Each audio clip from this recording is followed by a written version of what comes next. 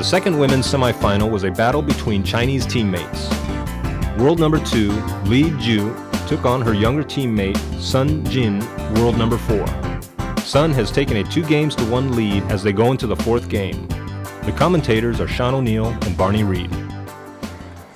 4th game, Li to serve.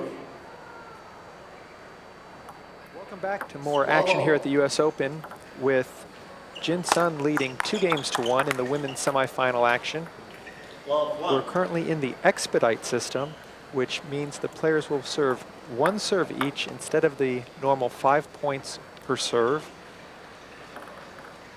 Both members here of the national team of China in this ITTF Pro Tour event. Score is 1-1 with Li Ju in the red shirt, world number 2, serving to her teammate Jin Sun, both training in Beijing. You kind of have to wonder, Sean, how much it affected Li Ju not being able to use her serve, which is definitely her strength. I mean, as we saw in the first game, when she serves, she can, start a momentum, start rallying. So, I mean, how much did that affect her psychologically? Because, I mean, how much is she thinking about that, or is she able to be clear and just play it like it is deuce? Well, we've seen her go up to the table after winning a point on the serve, getting ready to serve again, only to have the umpire tell her to toss it over to the opponent. And I know in top table tennis, you do plan 2 or 3 shots in a row. You don't just play 1. So yeah, that's one of the downfalls here is Li Ju normally would use her first few serves to set up her last few serves. I mean, you serve a topspin serve, the player misreads it, then you want to serve an underspin serve, or you go with topspin again because they're thinking you're going to go with underspin. So, I mean, there's a lot of disadvantages to only having 1 serve. And also as a forehand and backhand topspin player, you definitely get into the mode of serving and looping, whereas with the pips on Jin Sun's racket, she tends to play a lot of more start-stop type of points. And not having the serve doesn't necessarily hurt her as much because she'll use her opponent's power. Score is currently 3-5. 4th game, Li Ju serving, net serve. And we do have an extra umpire on the court who is counting out. Oh. Beautiful. Li Ju thought she hit some winners on that one. This is a great point here. Here you have Jin Sung moving Li Ju around. Li Ju comes in, takes control of the point. Jin Sung makes some great desperation blocks. Li Ju thought she had a winner there with the backhand. Very strong backhand third ball attack by world number 4 Jin Sun to open up a 7-3 lead. It's very difficult, Sean, for Li Ju to get any type of rhythm going here, any type of momentum. She really relies on her serve to set up her other serves, and her only having 1 is just such a disadvantage right now to her. Making unforced errors like you see there. She's not used to making those errors.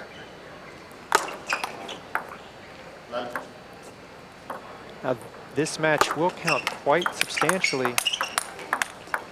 Great rally here. Oh. Both players standing right at the table and just battling it out, slugging balls at each other.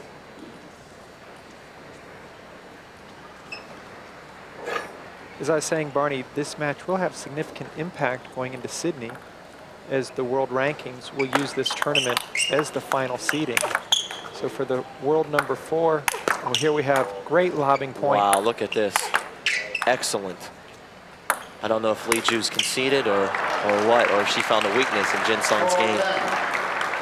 But it seems as if she kind of realizes she's beat here, down 10-4 and 2-1. But after the weak forehand smash. As you can see here, Jin Sung at the table smashing the balls to Li Ju. Li Ju just throwing topspin lobs. There's a lot of topspin on that ball. That's why Jin Sung missed it long. Wasn't able to get a racket above the ball.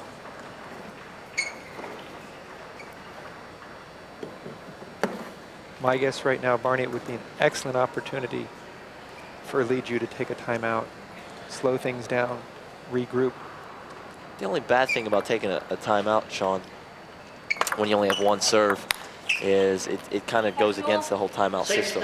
The timeout is you want to use to change the momentum, and really, with one serve, you really don't get any momentum. So it's kind of maybe, you know, it's tough to say, but I think it'd be pointless, yeah, to even call a timeout, because you know your opponent's going to get the serve right back. So it's not like you want to stop their run because you're getting the serve and they're getting the serve.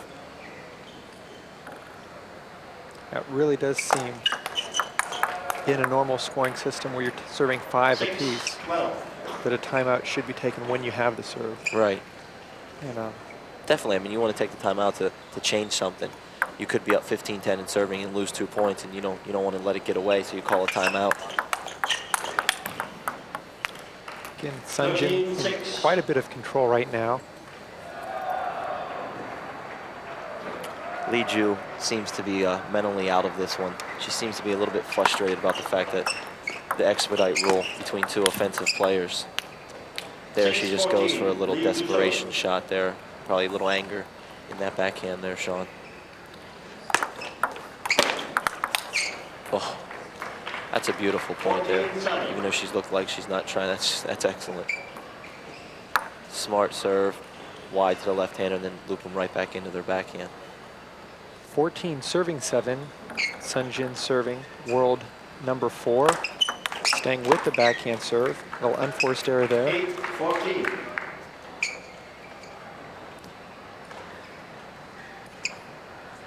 Even though Jin Sung is number 4 in the world, it's not that big of an upset for her to beat the number 2 player in the world, because, like you said, Sean, they both train together. They train every day. They're both from China. They've seen each other numerous times in the training halls and matches. So, I mean, there's nothing better than losing to your practice partner.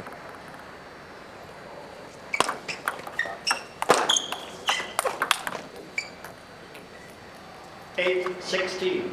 8 serving 16. You can really see, Sean, from when they got the expedite guy in here, Li Ju has just totally seemed like she's not in it. I mean, it is such a turnaround in the match. Here, missing her own serve. I mean, she's really just not able to get anything going. I think with her big top spins on both sides, no momentum's possible. She wins one point, then the next point, serves changing. Now she seems to be showing a little frustration.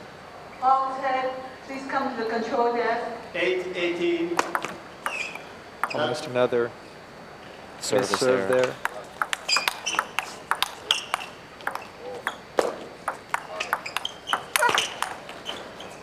Again, going back on defense. 19-8.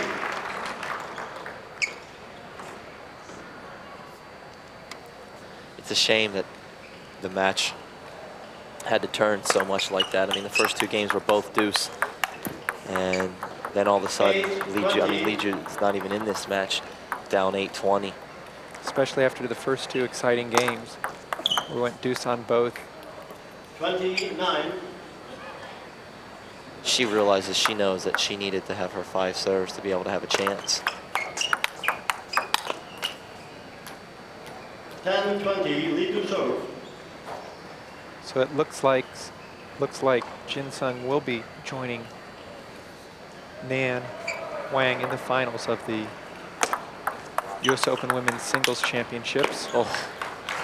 But at the same time, 20-11. Li Ju not quite ready to Still step aside. Look like a little bit of frustration backhand there, though. 2011, just too big of a margin to come back. Oh. 12-20. A little See, bit of a smile. Yeah, even at 12-20, it's still, you know this game's kind of over because you're alternating serves. There we have it. Jin Sung, our second women's singles finalist, will be joining world number 1 Nan Wang at the US Open. We'll be back with more US Open Table Tennis Championships right after this. Semifinal.